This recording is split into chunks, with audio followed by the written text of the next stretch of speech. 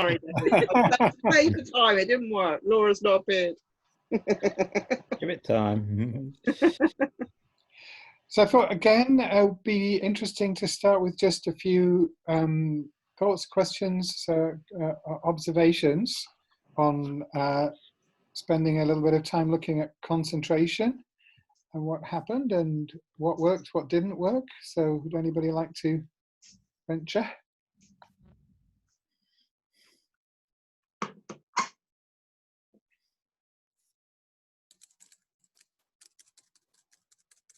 Is that Andrew reaching with mute button? No? Okay. Anybody? Did anybody do it? Put your hand up if you did it. Okay, okay, some people did it. Then one of the people who did it, just tell me what was your experience? I'll tell everybody, not just me. I'll start. Andrew, okay. Andrew's going to start. Oh, fantastic. So, I didn't do it today, so I was reading my notes of what I'd kind of written yesterday and stuff. I think I noticed two things doing it. I think one of them's a common thing, to be honest, in that it's quite easy to try too hard to concentrate sometimes. Yes. So, and that's very noticeable when you have those periods where you relax slightly. And when I'm trying too hard to concentrate, I realize when I'm in those kind of relaxing periods, I have more focus than in the concentration bits, because it's kind of like trying hard to focus is almost a bit of a distraction in itself. You know, you have that kind of internal monologue. I think I mentioned it is very important to be relaxed. Yes. To really, you know, I think it's quite hard for us to take that fully on board. It really is meant. Well, you kind of slip into it, don't you, subtly, where you realise that I'm trying to focus rather than just relaxing and kind of and noticing when I'm getting distracted. Yeah, so. It's not an easy thing.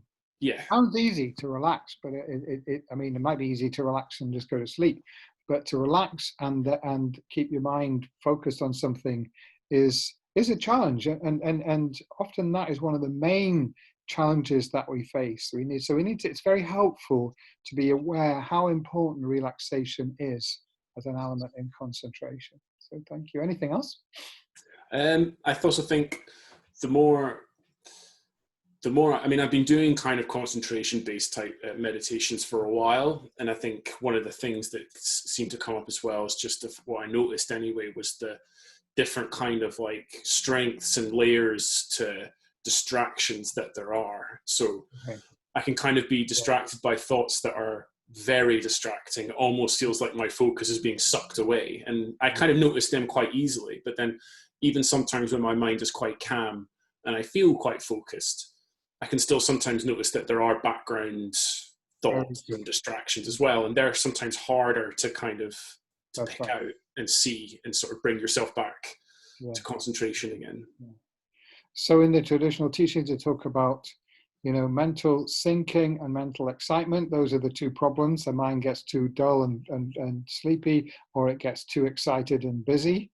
Yeah. And there was they also distinguish gross and subtle mental excitement and gross and subtle mental sinking. So when you kind of begin to get some ability to control the very obvious, the gross level, then you start to notice the slightly more subtle level, and you have to kind of sharpen up your awareness to recognize those. That's right. It takes training, yeah, because they're not so obvious. Very good. That's interesting. Okay. Jill, do you want to share your experience a little bit? What happened? I mean, I can't even remember what I've been doing, except I know I did some. Okay. And I think following our conversation last week, my main thing was I was relieved I could go back to concentration meditation and focus on that. Yes. He's not keep thinking I should be doing this meditation and that meditation and yeah. That was really great. So although I was only doing little bits here and there because life's a bit stressful at the moment, full on.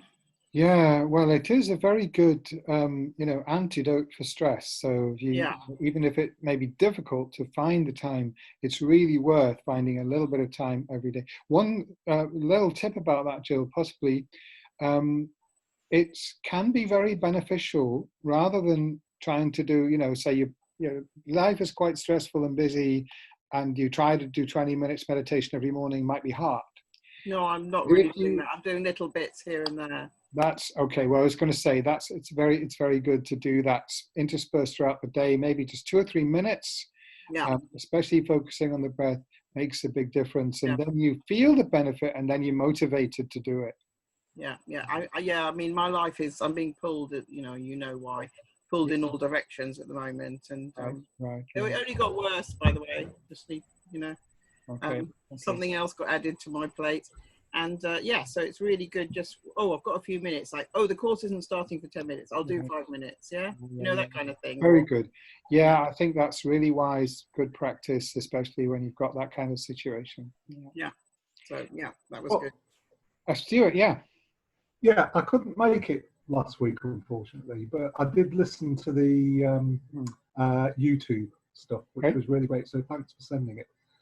What I've been trying to do is to do 10 minutes of meditating on my breath. Right. Which, I mean, I've been around Buddhism for a long, long time. And strangely enough, it's only just very recently that I've actually started doing what I was told right at the beginning, a long, long time ago, which is to meditate on the breath. Okay. And, I've realized how important that is. So what I'm trying to do is at least a minimum of 10 minutes every day, which I know is a pitifully small amount. No, I think 10 minutes is really, that's quite a good sort of threshold where you begin to get the real benefit, and I agree with you. I think whatever practice you're doing, if you can find the time to begin it with a few minutes, ideally, say 10 minutes of breathing meditation before you start your main practice. But if you can't manage that in 5 minutes, it's very, very, I mean, I had this experience about, I think it was about 7 years into my Dharma journey. I've been meditating in Tibetan tradition for years, and we've done breathing meditation, actually. But I went on a Theravada retreat, Vipassana retreat, and it was only then that I realized, okay, this is what it is. And it made a very profound difference. I tell you what, it may be helpful to know this, because what I suddenly realized was that I had been believing that the instruction in a meditation was to keep your mind focused on the breath all the time. That's not the instruction.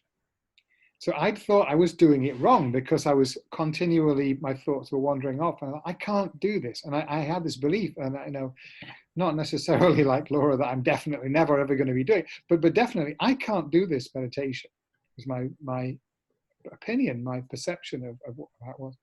And I got it on this Theravada retreat. That's not the instruction. The instruction is, when you notice that your mind has wandered off, bring it back to the breath. And I realized, well, I can do that. And that's the meditation. And I think I'm mentioning this because I found that incredibly helpful to look at it differently, to look at it that, oh yeah, I can do it. I found that extremely helpful, rather than, because otherwise it becomes this thing that other people can do and I can't do. And so if that's my belief, that's how it gets stuck like that. Do you see what I mean? That belief kind of causes that to get stuck and you can't move. Whereas if you recognize, well, this is the practice that I'm supposed to do, and eventually you're in meditation with, I haven't had a thought for 7 breaths or something, which is a lot. I mean, that's a lot.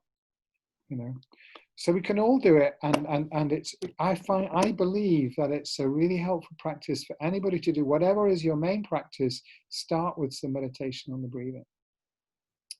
Well, it's very, very interesting that you know, I knew this right at the beginning, Yeah. and I didn't do it. And it's only now when I've got to this age Right. that I've suddenly realized. I once said to a Yeah. Theravadan monk how often I meditated and how long, and he looked at me very compassionately. Let's just put it that way, and Yeah. sort of smiled at me. Yeah. So, anyway, I'll just offer you that. There you go. All right. Well, he didn't say how long you should meditate for. Okay. No, but it was clear from his expression that he expected me to meditate. If I wanted to get the results, I needed to meditate a lot more than that. But anyway, they're a very different kettle of fish, aren't they? It's a different approach, and you know, so some practitioners critical of Tibetan practice, especially in our tradition, Gelug tradition, say, well, it's all theory, you know, and then it should be, you know, the meditational experience. And there's definitely two sides to that argument.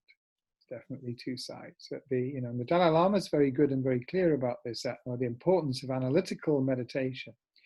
However, the thing is, you know, with analytical meditation, where we're using our thinking mind, our conceptual mind, you know, as I think you hinted there, you know, our conceptual mind loves thinking, isn't it?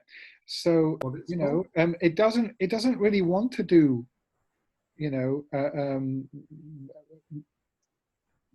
mindfulness of breathing, because you're actually stopping that thinking, which is, the mind is addicted to thinking.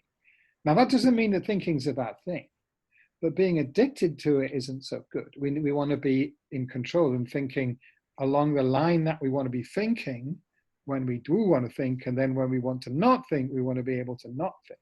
We want to have some control of the mind. So I think a balanced practice of shamatha on the, you know, breathing meditation and analytical meditation is a very good balance.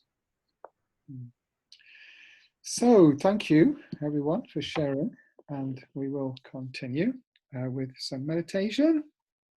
Okay, so we're on to the middle of our compass today on wisdom.